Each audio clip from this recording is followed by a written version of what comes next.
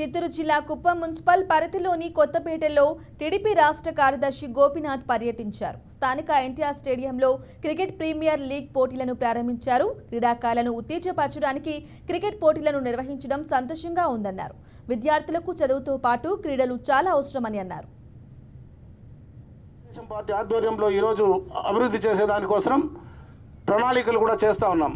అన్ని రకాల ఈవెంట్స్ ఇక్కడ జరిగే విధంగా ఇండోర్ స్టేడియం, అదేవిధంగా outdoor stadiums, football, hockey, kabaddi, cricket, అదేవిధంగా ఇంకా అథ్లెటిక్స్ అన్నీ కూడా ఇక్కడ జరిగి రాష్ట్రంలో ఇది ఒక మంచి స్టేడియంగా ఏర్పడే విధంగా దీన్ని అభివృద్ధి చేసేదానికి ప్రతి ఒక్కరు కూడా సహకరిస్తాం.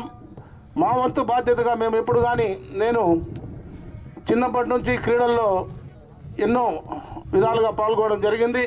ఎన్నో టోర్నమెంట్లకు వెళ్ళడం జరిగింది. అదేవిధంగా కర్ణాటక స్టేట్లో కొన్ని ఈవెంట్స్లో పాల్గొని స్టేట్లో కూడా నేను సెలెక్ట్ అవ్వడం జరిగింది జావలిన్ త్రోలో. ఆ విధంగా ప్రతి ఒక్కరు కూడా క్రీడలనే